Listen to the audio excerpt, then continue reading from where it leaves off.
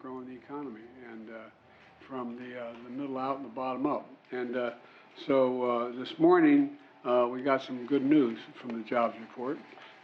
We added 250,000 jobs last month. That's on top of the 12 million jobs we've already added just since we came in office a little over 2 years ago. Unemployment rate is at 3.4%, which is the lowest in 50 years. Black employment has hit a record low. And the really good news is working age Americans are participating in the labor force at the highest rate in 15 years, not just since the pandemic, in 15 years. And the working age women are participating at the highest rate in 75 years. Inflation is now down 40% since last summer. It's come down the last 9 months in a row. We obviously have more work to do, but we're trending in the right direction. And I think we're making real progress. And we're doing it basically, which was the theme of everything we're internally working on, by investing in America. Say it again, investing in America. Matter of fact, the Secretary and I were just talking about a project that was taking place in another state, and the reason that we're having a significant investment in America, they said, well, we can't build this unless we go ahead and contract out for a lot of work. She said, no, I'm not going to do that way. Well, guess what? They figured out how to do it in America at the right price, at the right time, at the right state. And so we got a lot more work to do to make, but we're making real progress. We've already attracted $470 billion in private sector commitments in manufacturing and clean energy technology, and we're bringing back the supply chain to the United States. I don't ever want to be in a position again where a major initiative that we have in a major element of our economy is dependent on a supply chain somewhere else in the world, particularly if it's not particularly friendly. And we're doing all this having already in the first 2 years reduced the deficit by $1.7 trillion. That's occurred. That's happened. It's done. And the budget I proposed that I proposed back on March 9, I think it was, the first couple weeks of March. That budget, if it were to be passed, would cut the deficit another $3 trillion. $3 trillion over the next 10 years. Unfortunately, I won't say Republican because I think they're pretty well divided, but our MAGA Republicans in Congress are threatening to do all this progress by letting us, quote, default on the debt unless we agree to their demands. The two are totally unrelated. Whether you pay the debt or not doesn't have a damn thing to do with what your budget is. What your budget is. Where you're going to spend money, how you're going to raise the money, what are you going to cut, what are you going to... They're two separate issues, two. And let's get it straight. We're trying to hold the debt hostage to us to agree to some draconian cuts, magnificently difficult and damaging cuts. But I'll get into that in a little bit. But unfortunately, they're threatening to undo all this progress by letting us default. Their budget that they proposed, that was attached to their debt ceiling increase, but they tied them together now. I want to make that clear. You all know this, I know, but for the listeners, they've tied it together. They say we're not going to increase the debt that every president has done for the last 6 million years here. Never hadn't done anything but that, unless you pass our budget as we're proposing.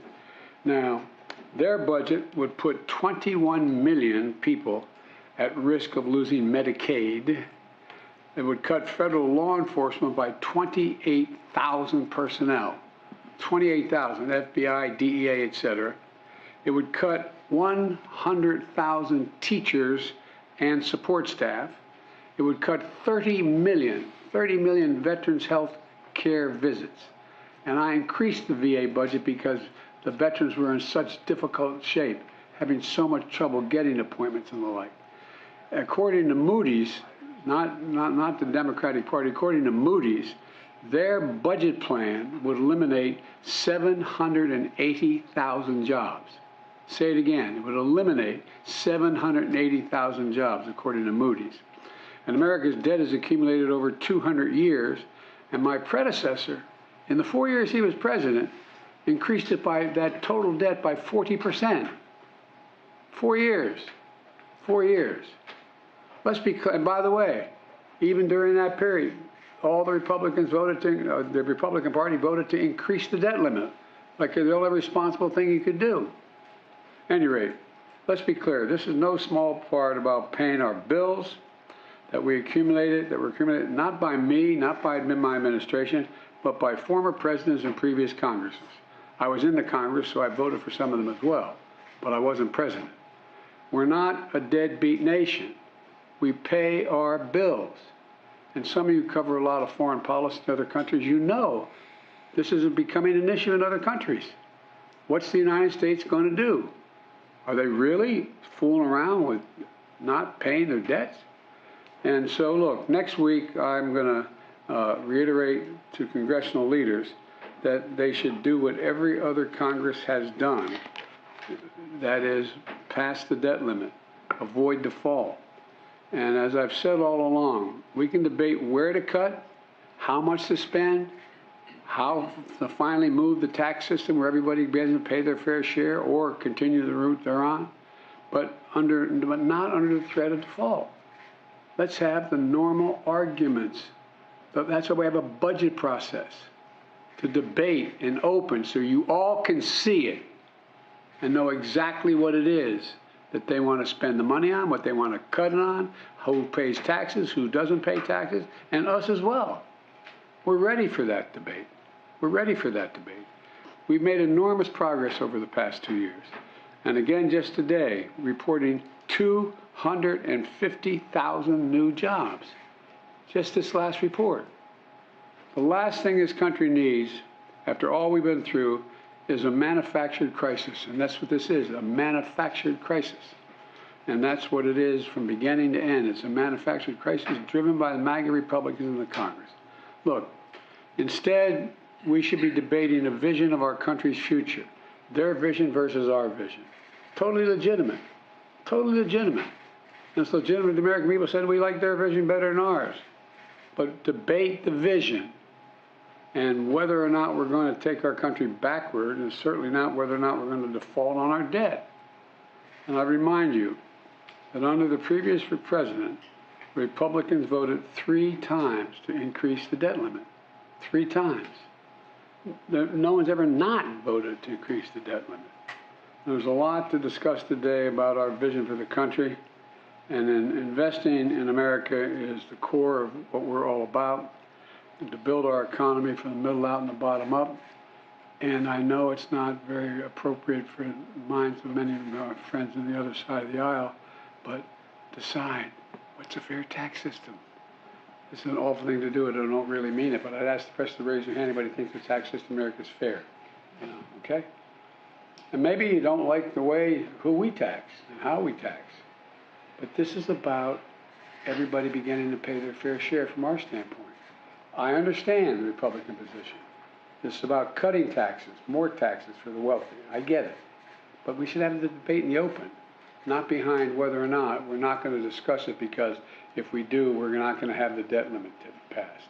And so, I think we've got a lot of work to do.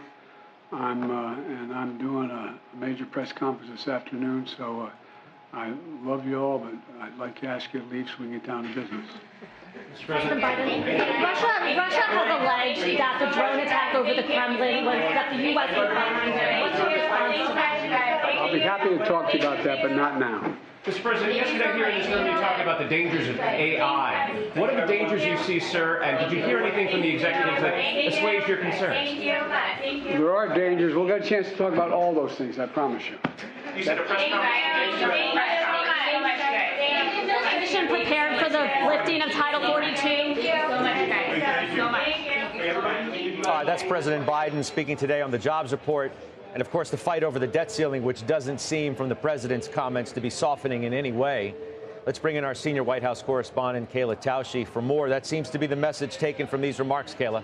Yeah, Scott, I mean, the president's there with what he calls his Investing in America cabinet. They've been deputized with touting the policies he's enacted so far. But the elephant in that room is the June 1st deadline by which they have to come up with some solution to avert a default and raise the debt ceiling.